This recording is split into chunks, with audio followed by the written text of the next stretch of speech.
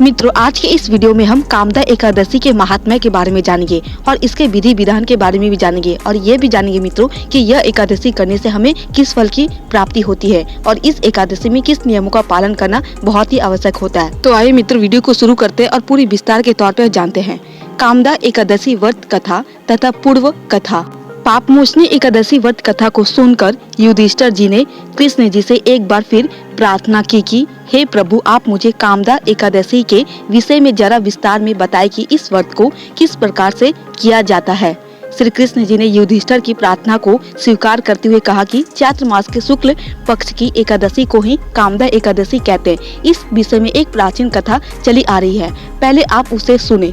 कामदा एकादशी के विषय में मैं ऐसा प्रश्न अयोध्या नरेश सागर पाल ने वस्ती जी से पूछा था कि मुझे कामदा एकादशी के विषय में लाभ बताया जाए, तो वस्ती जी ने उन्हें उत्तर दिया, वह इस प्रकार है। हे राजन, चैत्र मास के शुक्ल पक्ष की एकादशी का नाम ही कामदा एकादशी है। इसका व्रत करने से मनुष्य के सारे पाप नष्ट हो जाते हैं। जिस घर में संतान नहीं उस घर में संतान हो जाती है। कामदा एकादशी व्रत करने वालों को सीधा स्वर्ग में स्थान प्राप्त होता है। हर संकट में प्रभु स्वयं उसकी रक्षा करते हैं। इस व्रत की कथा इस प्रकार। कामदा एकादशी व्रत कथा। विशाल देश में चतुर सिंह नाम का एक राजा राज करता था। विशाल नगर में अनेकों अप्सराएं, गंधर्व, किन्नर आदि वास करते थे। उस शहर में राम प्रसाद तथा लक्ष्मी नाम के नर नारी अत्यंत वैभवशाली घर में निवास करते थे। वे दोनों जीवन का पूरा आनंद लेते थे।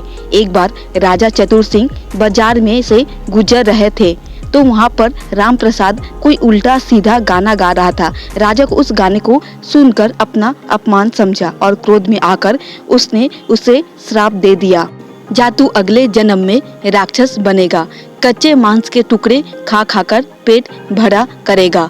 रामदास गंधर्व उसी शाप के कारण उसी समय मोटा ताजा राक्षस बन गया। राक्षस रूप धारण करते ही उसे चारों ओर से घृणा से देखा जाने लगा।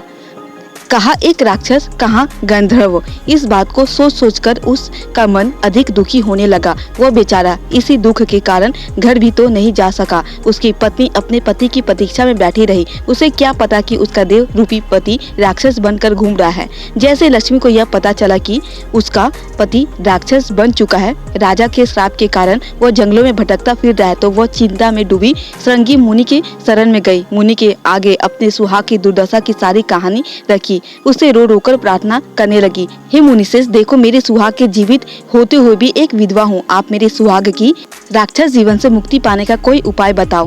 बेबस और मजदूर नारी को आंसू बहाते देखकर श्रृंगी मुनि का मन पिघल गया। उन्होंने लक्ष्मी से कहा, देखो बेटी, तुम चैत्र मास की शुक्ल पक्ष की एकादशी को, जिसे कामदा एकादशी कहते हैं, उस एकादशी का व्रत करो और उसी दिन श्री नारायण जी की उपासना करके 11 ब्राह्मणों को भोजन खिलाकर अपनी श्रद्धा अनुसार दान दो। प्रभु की कृपा से तुम्हारे पति फिर से मानव जन्म में वापस आ जाएंगे। लक्ष्मी बेचारी एक मास चैत्र मास की एकादशी की प्रतीक्षा करती रही। जैसे ही उसने एकादशी का व्रत रखा तो श्री विष्णु भगवान की प्रतिमा के आगे बैठकर धूप दीप तथा पान सुपारी फल तुलसी उनको अर्पण कर हाथ जोड़कर कहने लगी, हे श्री नारायण प्रभु, यदि मैं सच्ची सुहागवती हूँ और मेरा कामदा व्रत की भी सच्चा और पूर्ण है तो मेरे सुहाग को फिर से मेरे पास वापस भेज दो। बस मैं आपसे यही मांगती हूँ। अभी लक्ष्मी प्रभु के चरणों में प्रणाम कर ही रही थी तो उसके कान में आवाज आई, लक्ष्मी, मैं आ गया हूँ। लक्ष्मी ने उठकर देखा तो उसका पति सामने ही मानव रूप में खड़ा था।